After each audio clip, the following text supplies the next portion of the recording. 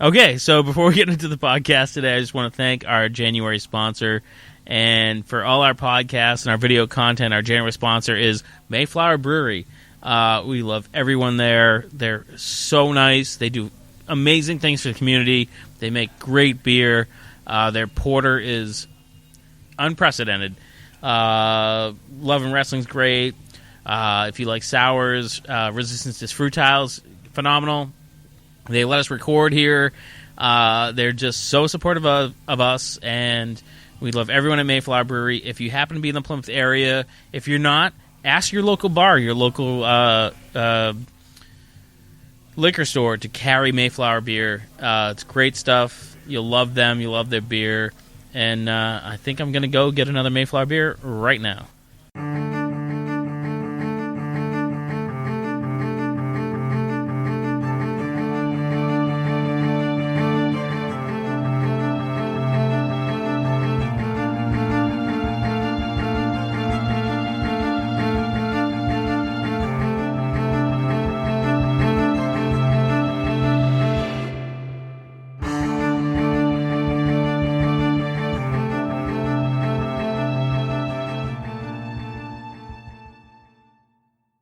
Welcome back, Inebri-arts. This is Andy, the Inebri-art podcast, and we are back again at the Dirty Water Distillery, one of our many homes away from homes.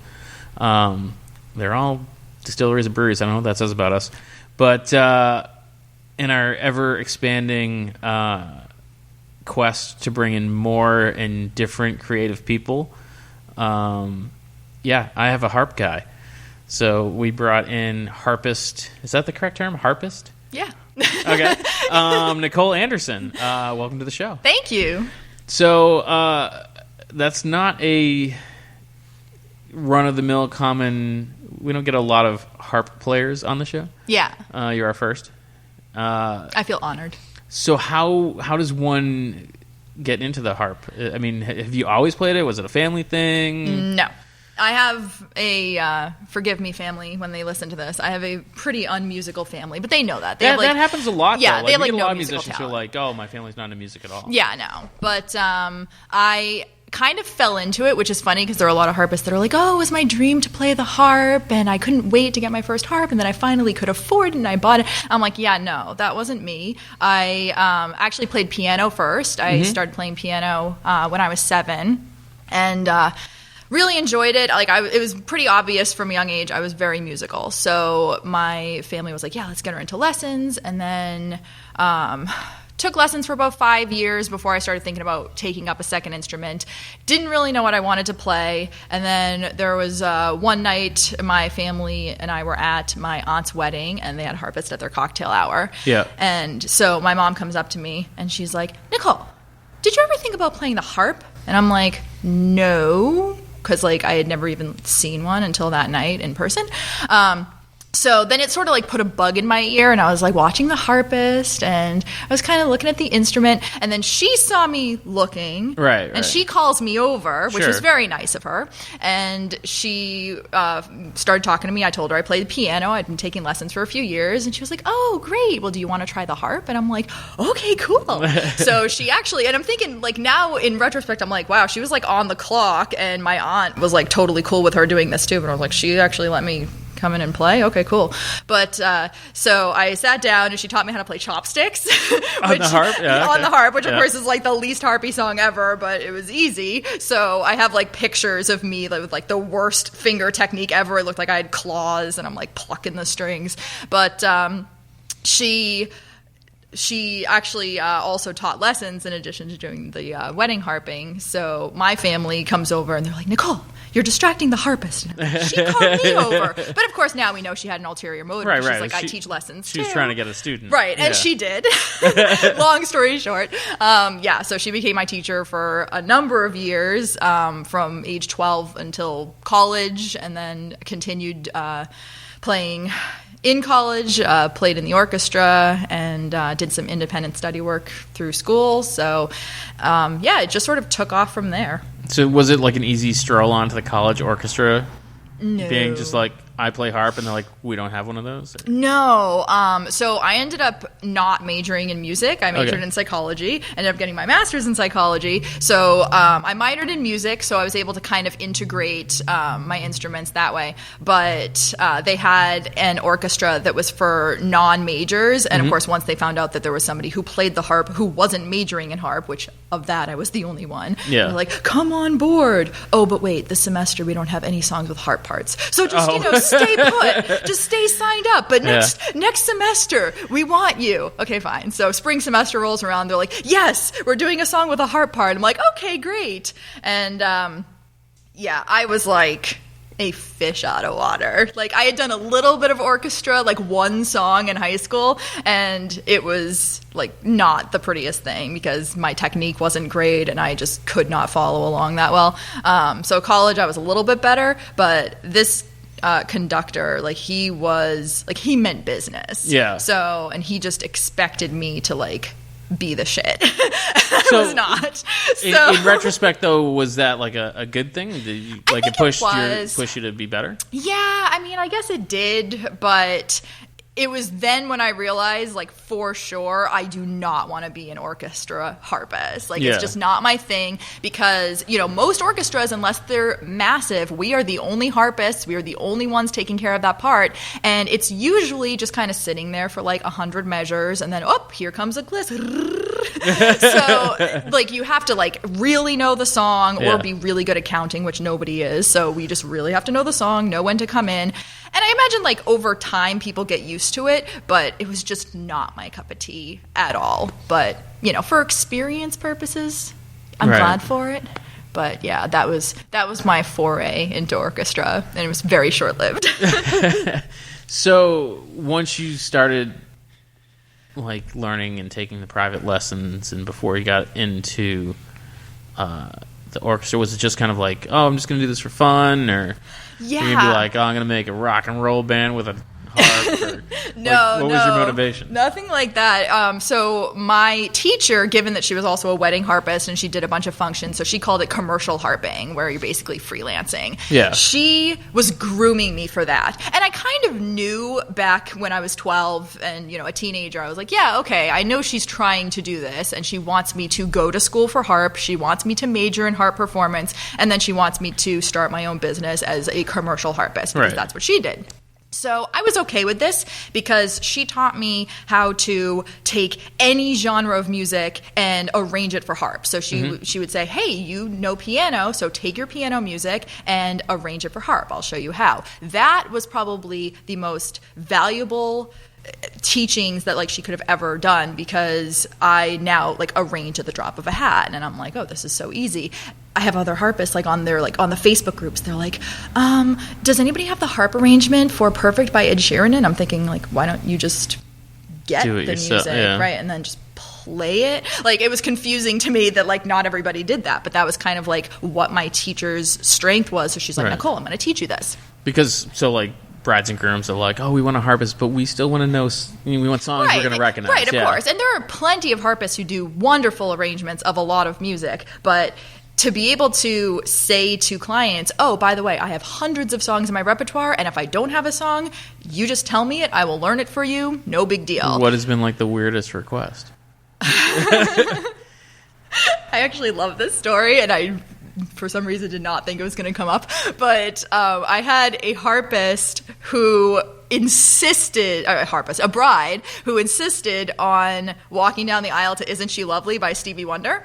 Okay. And, I get it, but, like, as a song, especially, like, the Stevie Wonder version of it, it's very bouncy. It doesn't really lend itself to the harp very well, but I was trying to talk her out of it because there were so many, like, more beautiful songs for that moment, where you're the bride, you're about to walk down, everybody's, standing watching you. No, she wants to walk down to that. So I don't usually, like, argue. I have, like, in-person consultations with a lot of my brides. Sure. I don't usually argue with them, but I said to her, I was like, okay, you know that song is about an infant, right? And she's like, I don't care because I want to walk down to it because the song is called Isn't She Lovely?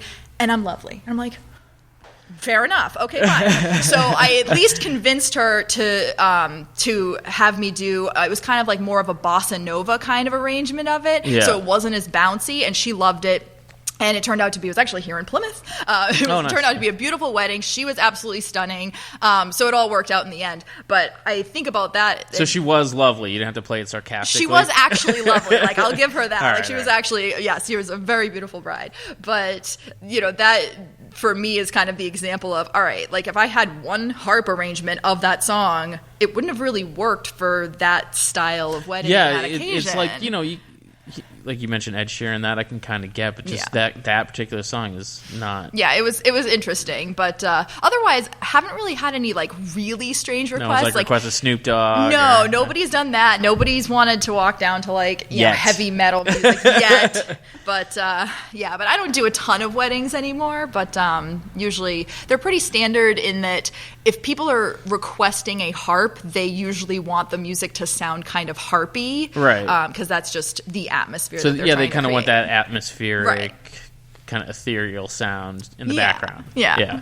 Do you prefer to play covers or originals or classical pieces? Like, what's your personal preference? Not classical. I mean, I love classical, but I was classically trained on piano, so I kind of got like my classical fix. So I was glad growing up learning like every genre possible for harp. But I really love doing my own compositions. I started writing when I was a teenager, started composing on piano, and then eventually I was like, I really want to start composing on harp. So eventually I did. But otherwise, I actually, a couple years ago, decided to get certified in harp therapy. So I was kind of able to combine like my master's in psychology with my music background. And I started composing and arranging a lot of songs for like therapeutic purposes. Okay. So I'm already like sidetracked in my mind being like, oh, she's a psychologist and has listened to our episodes. I'm worried.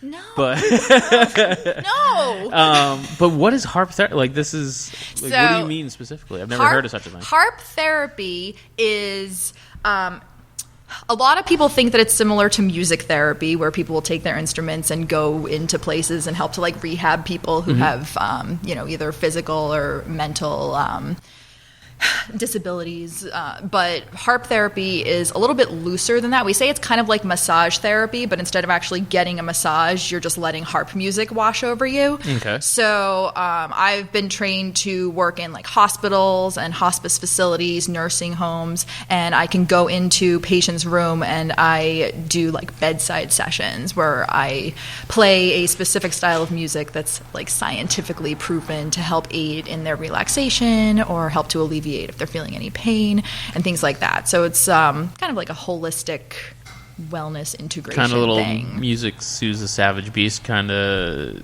I mean, I don't really know how many I don't know how many savage people they are. Savage beasts. But I mean, I've met a few, but that kind of to elicit a physical response from them. Right, exactly. Because of course we know we listen to music, and even if it's not a therapeutic style of music, we have emotional reactions to it. It's in our biology. Yeah. So it's to kind of really play on that, and to we keep the music really simple.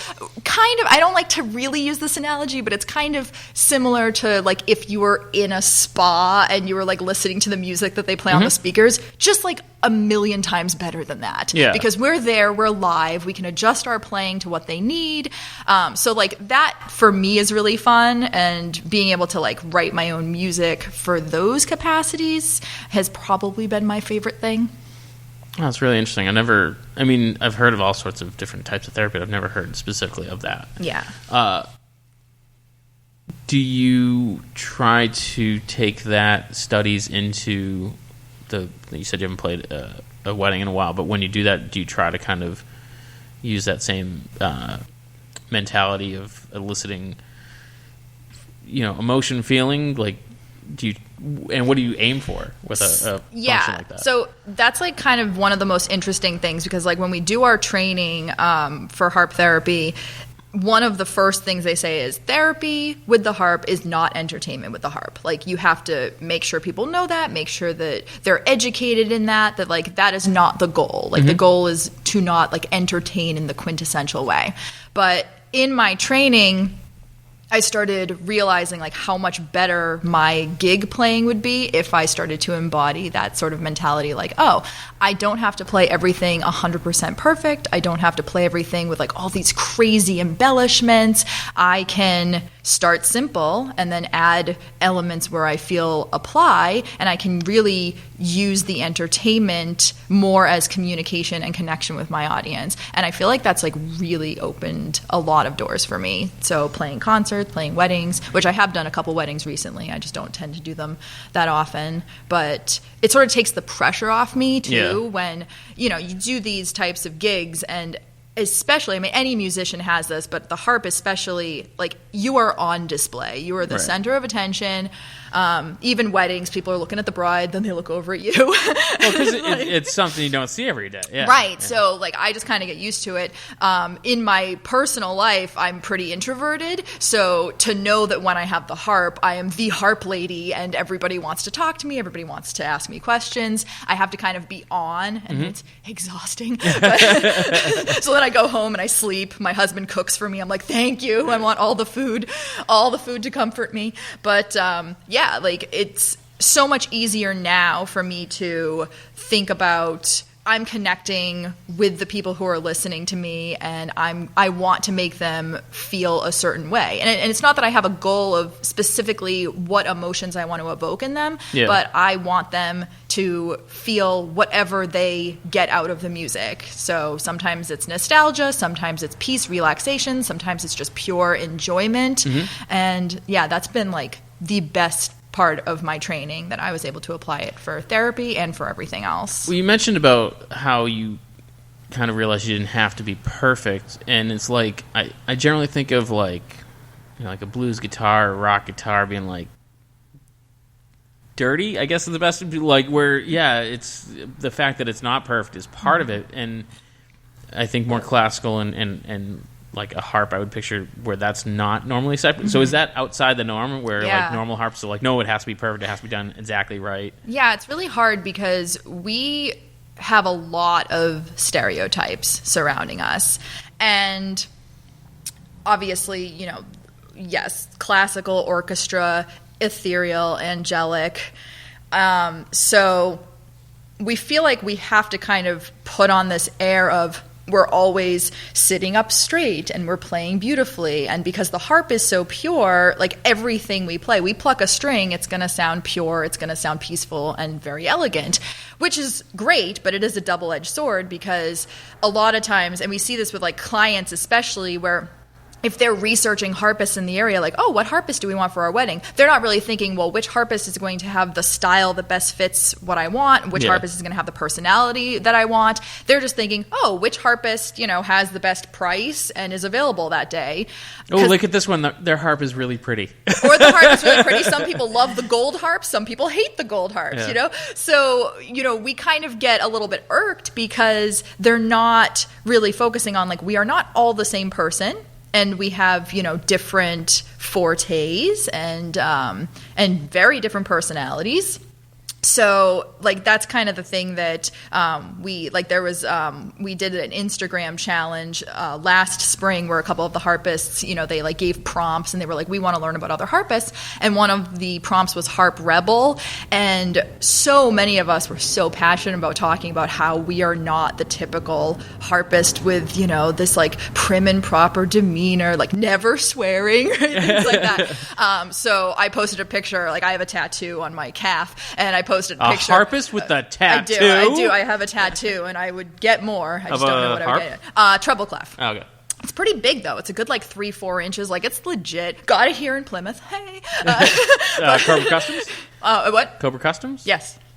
So, and I don't remember the guy's name. Apologies, but yes, it was a Cobra. So, like, it's a pretty legit tattoo, but I posted a picture where I was standing like column towards me, and my foot's like up on the soundboard, and you just see my tattoo, and I'm like, Harp Rebel. But yeah, it's funny how, like, we really do, like, as harpists, we have to really struggle to open people's eyes. Like, we are not like all these like, oh, hello, my hair waving in the breeze and me floating around. Like, it's just not really who we are. I know I've seen online, and I'm sure listeners will know who they are, but there's like twins that do kind of like rock music. Oh, yes. Camille and Kennerly. Oh, see, I mean, you're over there. Mm-hmm. So is that kind of like something that the internet's making more people aware of? Is rock harp a thing? Yeah, I mean, so their, as far as I know, their most viral YouTube video is when they covered Metallica. Yeah. And I really appreciate them. I've never actually talked to them. We definitely were like 2 degrees of separation. I could easily reach out to them and be like, hey, I'm another harpist, because we're such a small community. Yeah, like I can't every imagine harpist, right. So it's like not like, oh, they're like pretty much celebrities and I'm just a peon. But so like it would be cool. But yeah, they definitely help to pave the way, where some of their covers, I mean, they've done like Justin Bieber covers, so like they have like a whole array, and people love them because they're cute and they're twins and they're really good at playing. Yeah, so they sort of have the whole weird, package. it's that whole weird thing where they're like twins, and twins are like inherently weird. Well, I mean, like, they seem really nice. I follow them on Instagram. Just more, that. Sideshow's not the right word. No, but I mean, it is. I mean, obviously, like, do I think that they'd be as popular if they weren't twins? Yeah, like, absolutely not. No, yeah. No. Even though like they have every talent and skill that they should be, as many harpists do, but it's tough because you need to have that kind of niche and that branding, and you need to have that je ne sais quoi, and theirs is twins. But I will say though that they. Like, even when they post, like, their behind-the-scenes stuff, like, they have really relatable and catchy personalities, too. Yeah. And that's something that I love because, like, a lot of times the people that only watch their performances, they're very, very theatrical. And it's definitely not, like, it is the opposite of how I like to perform. Like, they wear the costumes and, they do sometimes have their blonde hair blowing in the breeze. Yeah, sure. Sometimes it's a music video, right? It is. I mean, and they definitely, and let's give them a lot of credit. They do a lot of the stuff themselves. Like, they do all their merchandising, all their managerial stuff. Like, they do a ton of stuff on their own. So they work really hard. But I don't think people a lot of times realize that that's not who they are as people. As many of us harpists, we kind of put on these airs of people when they're hiring harpists or when they see a performance by a harpist, they expect a certain thing. And they expect sort of, that more dramatic, elegant persona. But behind the scenes, that's, a lot of us are a lot more humble than that. So do you have or intend to start a YouTube channel? Is that something that like you want to kind of capitalize on? I mean, the way music is now has changed so much. Yeah. I resisted for like such a long time, like all the social media stuff. I've had a YouTube channel for a while, never did anything with it. And then last year, was sort of like the first year where I started getting really comfortable with the approach that I wanted to take with my music, and I started posting more stuff to YouTube, and it's still really small. Don't do a ton of stuff with it, but I have like close to 50 subscribers, and I'm sure if I worked on it, I could get more. Hasn't really been a priority. But I ended up building like a decent amount of followers pretty fast on Instagram, and at least now like people know who I am, which is good. But yeah, I mean, I really do think like there are still some harpists that they say like, I don't want to do it because like, what if people steal my music and stuff like that? But I'm like, that is a risk that I'm willing to take because otherwise people wouldn't even know to listen to my music. Right. And most people are going to be honest and they're not going to do that. So yeah, I mean, I think it's really a good thing. I started a side project last spring called The Hiking Harpist, and I started Okay. If you could see his face right he's like, what? So with that I started like a separate Instagram and a separate YouTube. Well, I just have visions of you hiking with this giant harp that's sitting behind me. No. I brought a 34-string harp today for those of you who are wondering. It's about what is it, like 4.5? 4 feet? Yeah. And then my big one's like 6 feet. I have 2 at home that are smaller. They're called lap harps, and they're like 25 strings, 3 feet long, lighter weight. Do you make your husband carry those around too? No. He hardly ever helps me with this one, too. It's just like, I have back problems. Harpists have back problems. Like, you don't understand how tough it is ergonomically.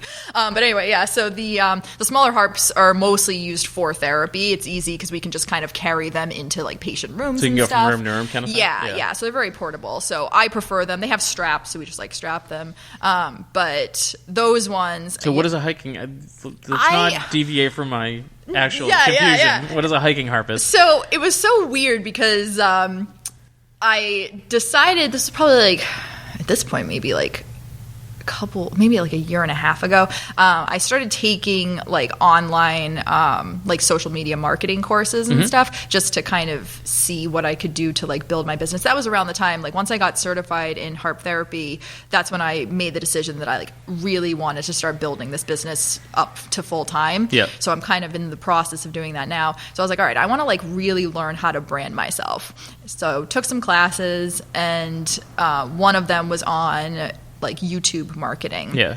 And they were like, write down a list of like all the things you love to do, and then pick your tippity top ones, and then see if you can find a connection with them. Right. I'm like, I love the outdoors and I love music. Oh, okay. I'm gonna hike with my harp. And hiking harpist is alliteration. I am alliteration is like my jam. Yeah. I won't even like begin. I have a therapeutic music graduate course sort of thing called Fundamentals with Feeling, like, and I talk about the 3 F's: freedom, flexibility, and feeling, and playing your music. It's a mess. I'm like alliterative to the no end. But so I kind of was like, I want to take my smaller harps out and I want to hike with my harp. I had no idea like what I was going to do with that, except maybe make some YouTube videos out of it. Right. And that's like all I really knew. So I started kind of like fiddling around with like, do I want to vlog when I'm hiking? Do I want to do just like kind of music when I'm out on the hikes? But then you kind of have to factor in like all of the elements, and like wind and harps do not mix. So I'm like, oh, then maybe I'll like use the hikes to inspire writing music, and then I'll do like improv / compositions that are inspired by the trails that I've hiked. So I started doing that for a while. But then it sort of like became this thing where, of course, I'm out on the trails, and if there are other people are like flabbergasted by it. They're like, oh my gosh, a harp? You don't see that every day. And I'm like, well, I do. But, but I was like, no, I get it. So then it's starting to kind of see their reactions, and it was like such a conversation piece. And like I said before, I'm pretty introverted. So I'm like, all right, I'm doing this, and I know that like everybody's going to want to talk to me, and I cannot hide. But I started realizing that it's like such a good opportunity to start educating people on like, oh, this is a therapy harp. I am a therapeutic musician. Yeah. And so then I started studying like nature therapy and forest bathing and things like that, like the effects of nature on health and wellness. And so many of the effects are really similar to the effects that you get in a harp therapy session. Mm-hmm. So that way I was able to educate people in the sense of like, oh, here you're feeling these benefits of, feeling at peace. You're probably going to sleep really well tonight. Like you're hiking on the trails. Harp therapy, a lot of the same effects. I have to. What is forest bathing? Because that sounds like skinny dipping. I know, doesn't it have like, the worst name ever? Yeah, I'm like, I don't know what that is, but I feel like that's a crime. No, it originated in Japan as a way to kind of counter like the overpopulation of Asian countries, and they basically had set like forest trails, and they'll guide people through them, and it's supposed to be a very like mindful nature walk, nature stroll. So that's the basic gist of it. If we wanted to have a whole other podcast episode on it, I could talk about like nature stuff for an hour. But yeah, so that's sort of like what it grew into, where I'm like, oh, now I can kind of educate people on therapeutic music and harp therapy, because like yourself, a lot of people don't even know that it exists. Oh, yeah. There's a lot of things I'm learning today. Hey, but it's been like so much fun. So I actually just put down a deposit for another harp, which instead of wood, it's made of carbon fiber, and carbon fiber can hold up to the weather elements a lot more easily. So like extreme temperatures, it's actually waterproof. Like I could bathe in a waterfall with my harp, and the waterfall is cascading down on me. Be like, I am the hiking harpist. So now when you do this, do you bring like a GoPro with you? Or? Yes. Yeah. Well, I bring my husband. Okay. So he is literally your roadie. I mean, he's really not. When I have my big harp, my dad actually usually helps me. Do you credit him in the videos? No, he's kind of like really behind the scenes. But Dude, we gotta talk about unions here. I know, right? I'm starting to like kind of bring him like into the forefront a little bit more. But he, like, I also do like amateur photography. It's always just been like a really fun hobby of mine. So that's like one of the reasons why I've always loved to like be outdoors and hike. Like I just love to do landscape photography. Mm-hmm. So I've been kind of trying to teach him how to like be like my Instagram husband. Be like, Anthony, you have to take the picture this way, and no, you're making me look too small, and why am I not centered? This is not framed correctly. Right, it's not framed. I mean, the rule of thirds, come on, man. Yeah, like, seriously, like, yeah. But he, he's really been like taking it in stride, and he likes to hike too, so it's not like I'm just like, hey, all of my interests come with me and have this be the most one-sided marriage in the history of the world. But no, like it's been really enjoyable for us both, and you know, most of the time we're on the trails and we're actually just like chatting and hiking, and we're not like constantly like, oh, we have to get all the photos and all the videos and stuff. You know, we take our moments to do that. So when you hike with your harp, do you hike to like a point and then play? Is that kind of the... Yeah, it depends on the trail, but it's sort of like any time that I like see a feature that I might like get inspired by, I guess. Mm-hmm. We'll stop and I'll play a little bit. Anthony will take some pictures, maybe a couple video clips, and then afterwards I'll just kind of like edit everything and see how it turns out. So we'll see. We'll see how it grows this year. I'm looking forward to spring because I think we are going to do a little bit more vlog type things where we can actually like talk on the trails and maybe see if we can get people's permission to actually like film them when I'm talking about therapeutic music and just have it be like educational in that way. But I feel like that's a great way to get viewers and subscribers. Yeah, you know, you meet these people and you know, you hand them a card, be like, hey, it's going to be on YouTube. Yeah, you know? Yeah. I mean, people are very intrigued by it. When people found out that I was doing it, especially like I'm very into like the yoga world and wellness and stuff. I do a lot of like harp accompanied yoga classes and stuff. And why?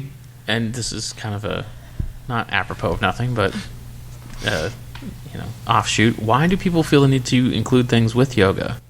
Because you know, there's hot yoga. Now I learned there's harp yoga. There's beer yoga. There's baby goat yoga. Oh, which I've done twice. I have no shame. Did you get pooped on? Yes, especially the first place we went, they gave the goats treats, and they're like, "Yeah, don't give them too many treats at once." But it's like you give a goat treats, of course they're gonna crap. So they're gonna shit on you. Yeah, but yeah. Anyway, I think the best way to put it is it doesn't need to have something in addition to yoga because yoga is so beneficial on its own. But similarly to like when I bring my harp in nature and people are like, oh, but the hike is enough for me. I don't need the, you know, the peaceful, ecologically sound music too. I feel like the harp makes the most sense. Well, because part of yoga is to kind of like relax. Well, that's kind of what it is. It's combining these sort of like integrative therapeutic modalities, and you actually get this like more depth to the benefit of it.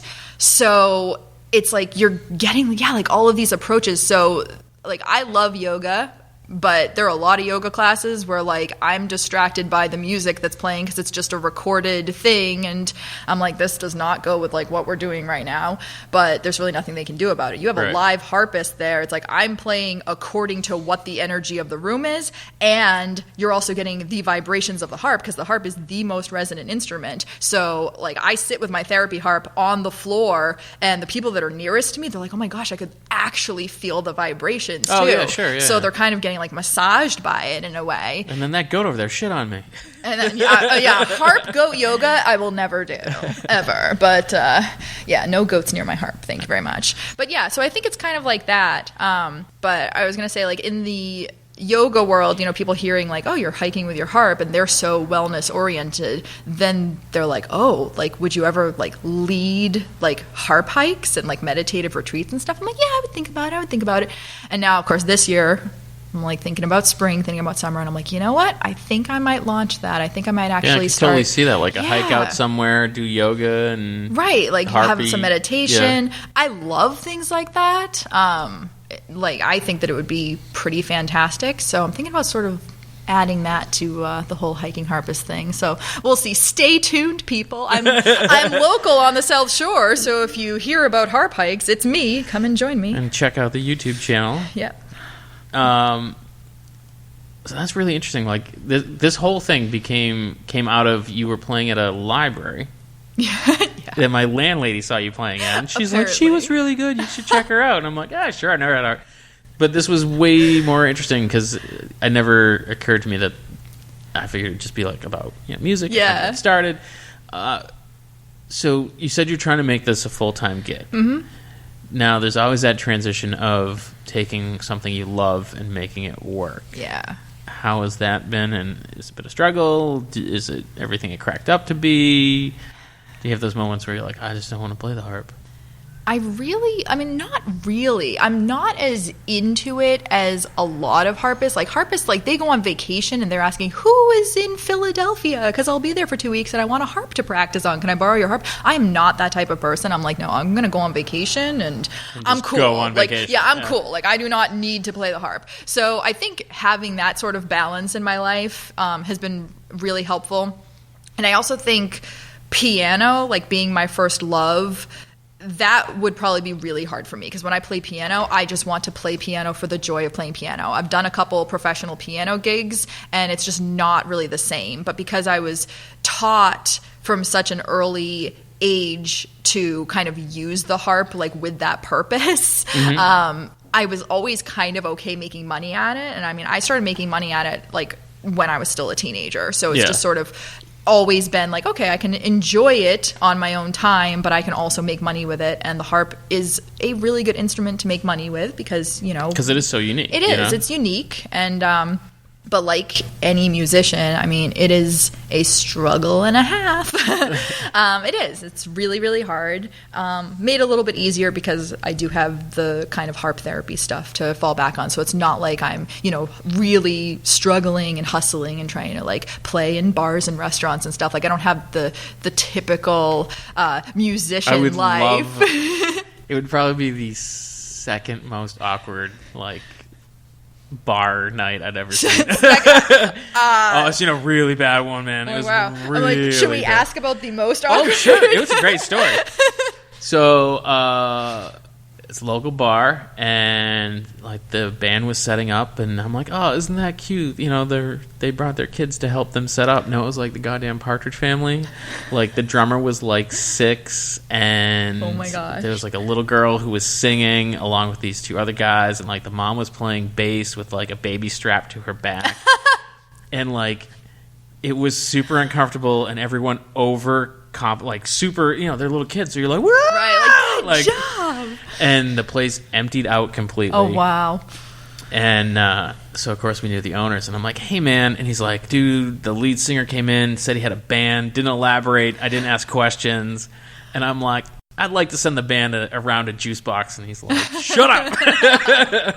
That's that funny. was super awkward. But like a harpist would be really funny, too. Yeah, I mean, it's just not, it's obviously not the life that we lead. But we still have like the same struggles. We still have people thinking they can get us for free or really, really cheap. It's like, girl, no. So I'm going to have like 400 people at this wedding and you'll get extra exposure. Right. Like, I mean, I had a woman that was like, she didn't even want to contact me directly. She had somebody who knew me contact me, and she's like, well, this woman's a nurse and she's retiring. And so she's wondering, because she was a nurse for 45 years, does she get a discount? And I'm like, no. Did she save my life? Right. I'm like, no. Okay, no. But yeah, like, it's just, there will always be those people. Oh, of course. But then the other side of it is there will always be people who really understand what you do and really respect what you do, and they value you so much that they're going to pay you, and then they will also tip you, or they will recommend you to everybody. So, those are the people that kind of make it worth it. But yeah, trying to kind of figure out like what my place is going to be in the music world, how it's going to make me steady enough money, and how is it just going to be lucrative in general. Like, it's always a struggle. And I would imagine that your year would like peak? Like, be really crazy busy, like, towards, like, May? May is, like, a big wedding month, right? Yeah, I mean, for me, because I kind of like stopped doing as many weddings, for me now, like December is my busiest month. Oh, really? By far, because I still get asked to do a lot of holiday things. Oh, that's right, because I emailed you in December, and you're like, You not did. now, go away. I did. I was like, after the new year, Yeah. Andy. Yeah, but the last couple of years, December's just been pretty crazy. But yeah, the thing at the library, they have me pretty much every year. But like, that's funny that you mentioned it, because you were like, yeah, I didn't know what to expect. And like literally on the way down, I was saying to my husband, I was like, he's gonna not know like what's going on, because he's like, he's thinking it's this harpist who like plays for But like. honestly, that's my natural state of being. Hey, if it works for you, great. No, and that's part of what I love about this is I notoriously don't do any research whatsoever, because I don't want to have any preconceived notions. Yeah. I don't want to. I mean, I like that too, though, because that would have never been. If I had done harp research, I'd be like, well, when was a harp invented and how long have you been playing? And I would have never gotten to... that's interesting too. But absolutely, but I would have never gotten to harp therapy. Right. And like, I appreciate it too, because again, like going back to like the stereotypes of harpists and stuff, like I could be out on the trails and people have come up to me going, oh, is this to like market yourself for weddings? I'm like, no, no, it's not. But like, yeah, people think like, oh, a harpist, oh, she's either doing weddings or she's doing orchestra. And once in a while, oh, you must do a lot of Irish stuff because you have harps, and harps are Celtic. And I'm like, oh, yeah, okay. I wouldn't even think of that. Right, like I've had a few people say that too, and it's like, well, there are other facets and other vocations in the harp world, but yeah, like that's the thing that's kind of funny, because I have this side of me that I do that concert every year, and I absolutely love it, because they basically give me free reign for the hour. They're like, yeah, take whatever harps you want, play whatever you want. Oh, that's cool. Yeah, the woman who coordinates it, I've known since I was born, basically. So she's like, you're fantastic, just do whatever you want. I'm like, thanks. I love when people do that. Yeah, I mean, and I love that. So that's kind of like my kind of finale of the year, to be like, I'm gonna really like allow myself to pull out all the stops and do something that's not therapy, but it's still like really joyful and fun. And the harp really is great for Christmas music, because it's it sounds so Christmassy. It sounds like bells sometimes. It just works. So yeah, I mean, that concert's always really fun. And so I'll do similar things around town, things like that. I do a lot of like concerts at nursing homes and stuff like that. So I am definitely very well versed in playing for the seniors. So of course I have like Moon River and all those types of songs, and they love it. But seriously, need to learn some Snoop Dogg and sneak it in there. I mean, I was just talking to one of my friends like yesterday, and she was like, I imagine it would be really hard to play rap music on the harp. And I'm like, yes it would. But that makes it a challenge. I know. I'm like, no, not so much. Yeah. But, being able to really find like what my passion is within all the harp stuff, it helps too. Like you were asking about, like, is it hard to take something that you love and then focus on making money with it? And the harp therapy aspect of it was so different from anything that I ever thought I would do with the instrument, that it sort of became more like, it sounds like corny to say it, but it's kind of like a calling. Yeah. Where I want to make money at it really, really bad, not just because I want to like be able to make a living at it, but because I want to be able to continue doing it for a really long time. Right. So if people value it and they pay me for it, I can then turn that into something bigger. And that's just basically become like the bane of my career ever since I discovered how much I love doing it. I gotta imagine that's got to be more like a killing two birds with one stone. I mean, you have that love of playing music, but in the same aspect, you're helping people. So you kind of get that additional. Yeah. Even if you're not in the mood to play, you're still getting that, right. Positive. And so much of it is like, I play pretty well under pressure, but I don't like the pressure of it. So that's probably why I didn't like the orchestra stuff. Yeah. But being able to just sort of have like a more intimate setting, whether it's playing just one-on-one with a patient, or I do some like small group therapy type things, or the yoga classes, it's very low key. in comparison to like the other things that I've done with my instrument. So I think that I really like, because I'm able to really just like be in the moment, feel the energy of the room, and kind of just improvise accordingly. Yeah. And then like I feel it too. So they're the people that are on the receiving end, and they're saying, oh my gosh, that was like so relaxing. But even though I'm doing the playing, I call it the therapeutic musician mindset. I like coined that term, but it's sort of this ability to remove yourself from playing and just really let the instrument do the work, and you're just merely like a messenger for it. If you're able to really do that, then like you start to feel it. Right. And it's really crazy like how palpable it ends up being, where like you just feel just like this energy, this like peace kind of just like wash over the entire room. I don't think I would ever get sick of that. Yeah. Well, it doesn't sound like it'd be hard to get sick of. Or be easy to get sick of. So what is like the harp holy grail? Like, you know, musicians want to play, you know, Carnegie Hall, or like what's like the one thing that is on your bucket list that you want to do? I mean, I don't care about, I mean, yeah, like I know a couple harpists that have made it to Carnegie Hall, and you know, that's a big deal. Any of the big venues, I don't really care about that. Like you know, my end goal is not to become this like, you know, famous, you know, I'm playing in all these huge, you know, crazy venues.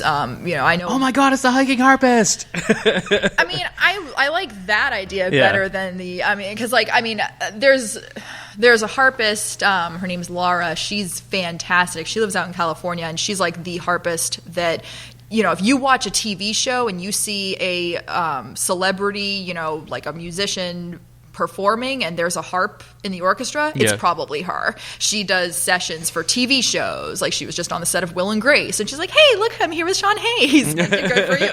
That is amazing. And I mean, and she's, you know, she's so good. But, you know, there are the people who make it in that sense, and they do a really, really good job. And then there are the people who just want to have it be a little bit more contained. And that's sort of where I am. So, like, you know, my end goal, I mean, I would love for Hiking Harpist to grow. If I get any sort of, like, fame or prominence from it, I guess I'll sort of take it in stride. But that's definitely not the end goal. But to be able to use it as a platform to show people the different sides of harp music, I think is really cool. To be able to do something that I love and to be outdoors and to be active, I love that. But for me, it's really just about making people see how valuable this instrument is, and how it can just like it's so peaceful, and it's just a comforting instrument. Like I really just love the therapeutic aspect of it. I think that's really cool. You're going to play a song for us. I am. But before we get to that, and I'm saying this is the first podcast with live recorded harp music. I don't know if that's true, but I feel like I'm going to say that anyways. Where can people go online to find you? Obviously, YouTube is Hiking Harpist. Yes. YouTube is the Hiking Harpist. I also have my other YouTube channel is Nicole.NEA-music, NEA being my initials, NEAmusic.com, hikingharpist.com. Instagram's also Nicole.NEA-music. Instagram's also the Hiking Harpist. And yeah, I'm out there, sort of. I try. Well, they'll be able to find you that way. And make sure you subscribe to her channels and check them out. I'm actually looking forward to checking out the Hiking Harpist. I feel like that's one of those weird YouTube rabbit holes that I'll fall down that start recommending me weird I do have to say, it's definitely unique. I mean, you know, you go onto Instagram and you see like all of the wanderlust photos, and they're absolutely gorgeous, but they sort of start to look a little bit repetitive. Like, okay, there's another picture of, you know, Yosemite. Okay, fine. But, you know, girl with a harp in front of, you know, the really amazing backdrops definitely brings something different to the table, I must say. Nice. So what is it that you're going to play for us? I'm going to play an original called Wishing in the Wind. It is a song that I wrote. So when I was training in harp therapy, I was interning at a hospice facility, and there were a couple patients that I just grew really, really close to. And of course, in hospice, it's a tricky situation because you know they're not going to be around for that much longer. But there was one resident in particular who she was kind of like their longest standing hospice patient. And I spent like a good year with her, and she was fantastic. We just ended up chatting a lot, and I'd play a few songs, and we would just like share stories about our lives, and we became close. So when I finished my internship, again, the struggle bus of a musician, they were hoping they'd be able to hire me, and it just wasn't in their budget. So I basically had to leave these patients saying, hey, I hope that I'm going to come back, but I don't know if I'm going to. I don't know when. And it was so close, but then it fell through. So I needed some way to kind of vent, that emotion of, okay, like even if they have me back at some point for hire, like these women are not going to be there anymore. Right. So my best way of expressing those kinds of emotions, I throw myself into projects, wrote this song, and I just love it. It's sort of, I like to write music that is a nice blend where there's a therapeutic aspect to it, but then there's also some kind of fun embellishments too, so you can listen to it and you can get enjoyment out of listening to it, but I can also arrange it if I wanted to play it at the bedside. So, so that's what I chose. Outstanding. So, like you said, I didn't know what I was getting into when I invited a harpist, but I'm pleasantly surprised. Thank you. You're very down-to-earth, not stuffy at all. I'm really not. So, what was the hashtag there? Harp Rebel? Harp Rebel, Yeah. I know. Come on, people. We need to, us harpists need to band together, and we need to teach people that we're not all, at least not entirely angelic. I have my moments, but Awesome. So thank you for joining us. Thank you. And I can't wait to hear what we're going to hear next.